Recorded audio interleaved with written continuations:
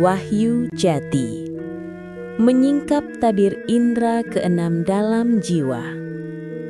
Assalamualaikum warahmatullahi wabarakatuh. Salam sejahtera bagi kita semua. Om Swastiastu, Namo Buddhaya, Rahayu, Rahayu, Rahayu Sagung Dumadi. Puji syukur konjuk wonten ngarsaning Gusti Kang Maha Kuwasa, Sang Horik ingkang murbeng dumadi. Semoga pada hari yang penuh berkah ini, keselamatan, ketentraman, serta kelimpahan rejeki senantiasa mengalir deras, membasahi sanubari dan rumah tangga panjenengan semua. Amin ya Rabbal Alamin. Selamat datang di ruang perenungan Henry Kimpyong, sebuah tempat di mana kita sejenak menepi dari hiruk-pikuk dunia yang kian bising untuk kembali mendengarkan bisikan leluhur yang tersimpan dalam lipatan-lipatan tradisi dan getaran alam semesta. Saudara-saudaraku yang terkasih, sebagai makhluk Tuhan yang paling sempurna, sesungguhnya setiap kita adalah juara sejak dalam kandungan. Kita adalah satu-satunya sel yang berhasil memenangkan perlombaan kehidupan menjadi bentuk yang sempurna dari sekian juta kemungkinan. Namun, sempurnanya manusia tidak selalu nampak pada rupa dan raga. Terkadang ada raga yang tampak terbatas, namun menyimpan kedalaman batin yang tak terhingga. Jangan pernah memandang sebelah mata pada kekurangan, sebab di balik awan yang gelap, seringkali tersimpan cahaya kilat yang menerangi jagat. Di zaman modern ini, manusia sibuk dengan angka-angka, teknologi, dan logika yang keras. Kita sering lupa bahwa takdir, rezeki, dan jodoh bukanlah sekadar hitungan matematis.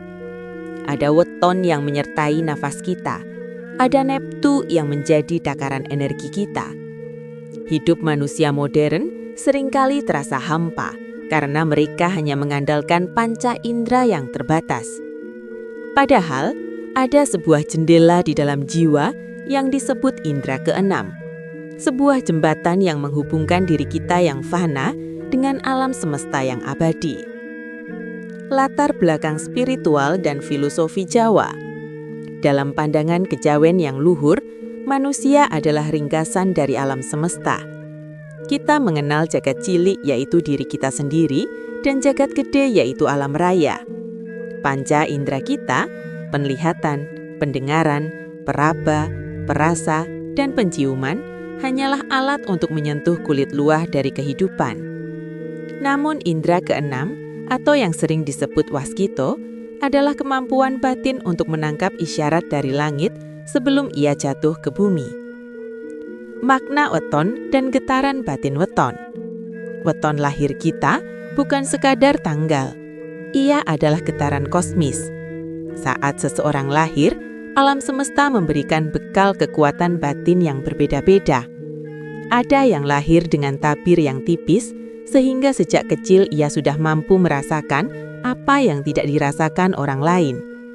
Ketahuilah bahwa indera keenam ini bukanlah klinik yang menakutkan, melainkan extrasensory perception, sebuah kepekaan yang melampaui batas kewajaran fisik.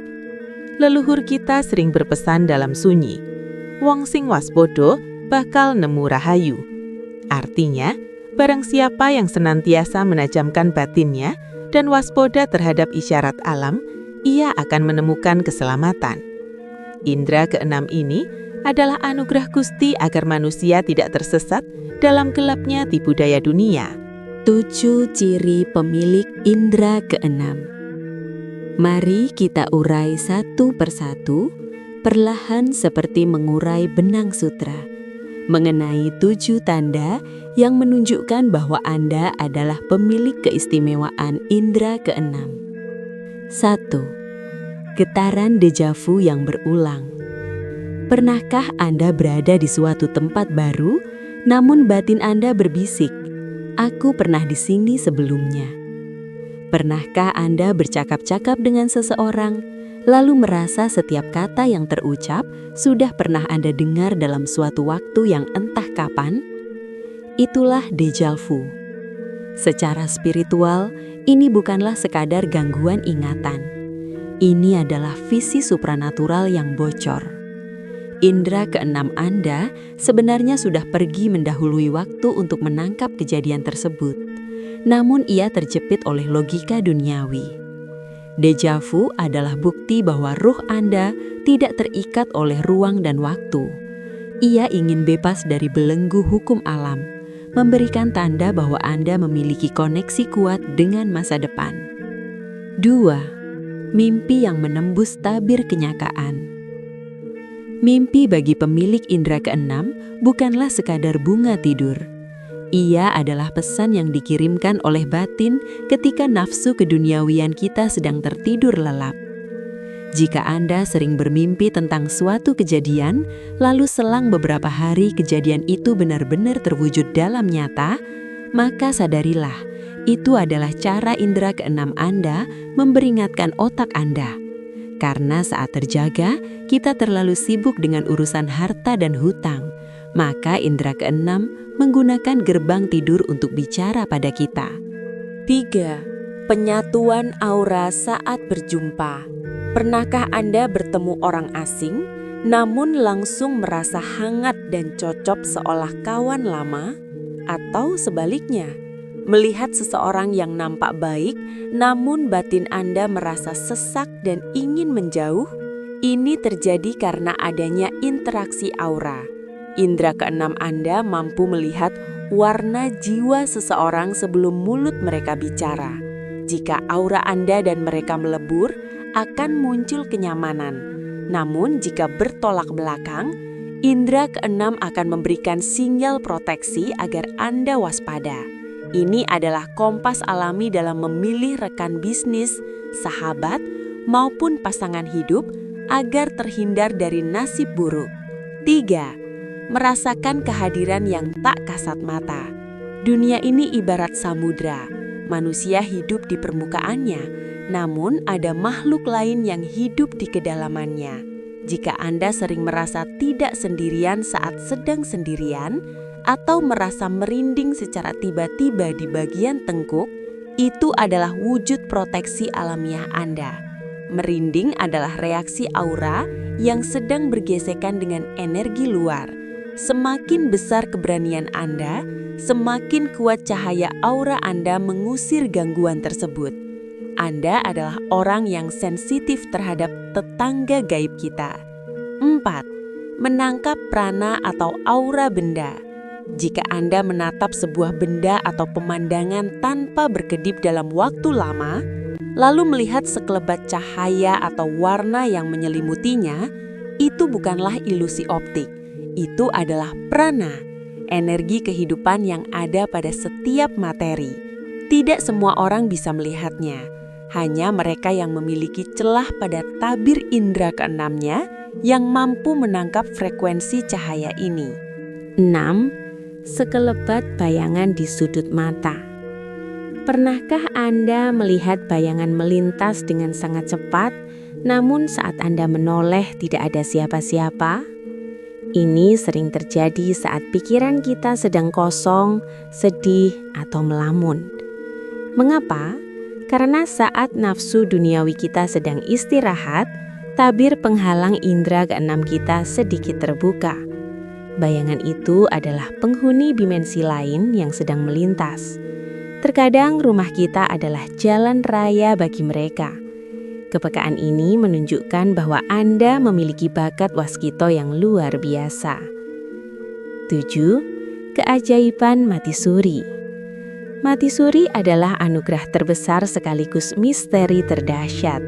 Ketika jantung berhenti dan ruh sempat lepas dari jasad, ruh tersebut melakukan kontak dengan alam bawah sadar yang murni. Sekalipun ruh kembali ke raga, sisa-sisa kekuatan dari alam sana akan terbawa. Orang yang pernah mati suri biasanya akan menjadi sangat peka, mampu mengetahui isi hati orang lain, dan memiliki pandangan batin yang sangat tajam seumur hidupnya. Kisah sang penjaga cahaya.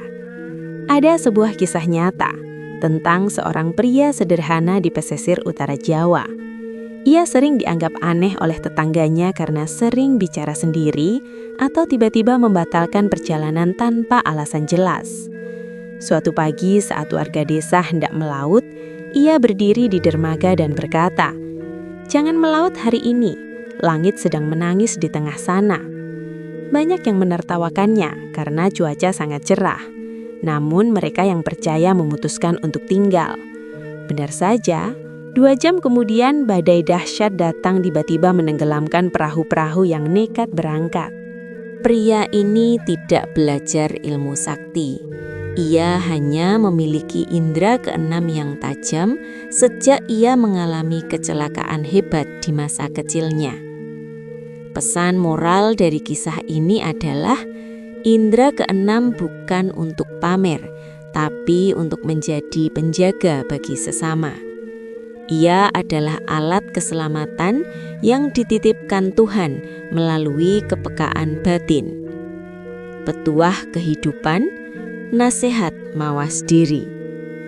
Sedulurku yang berbudi luhur, jika Anda memiliki ciri-ciri di atas, dengarkanlah nasihat leluhur ini dengan seksama. Memiliki kelebihan bukan berarti Anda lebih tinggi dari orang lain. Janganlah sombong, janganlah memamerkan kelebihan Anda hanya untuk mendapatkan pujian yang fana. Kelebihan indera keenam adalah ujian kesabaran. Gunakanlah untuk membantu orang yang tersesat, untuk mendoakan mereka yang sakit, dan untuk menjaga diri agar tetap rendah hati. Janganlah terlalu mengejar penglihatan gaib hingga melupakan kewajiban dunia. Sebab setajam apapun mata batinmu melihat setan, tetaplah kakimu harus berpijak pada bumi yang nyata. Jangan gunakan kelebihan ini untuk meramal hal-hal yang tidak bermanfaat atau mengganggu privasi orang lain. Jadilah seperti samudra, luas dan dalam, namun tetap tenang di permukaannya. Kesimpulan dan harapan, sebagai penutup, ketahuilah bahwa setiap manusia memiliki benih indera keenam di dalam dirinya. Ada yang sudah mekar, ada pula yang masih terbungkus kuncup karena tertutup oleh nafsu dan debu dunia. Mari kita senantiasa mawas diri.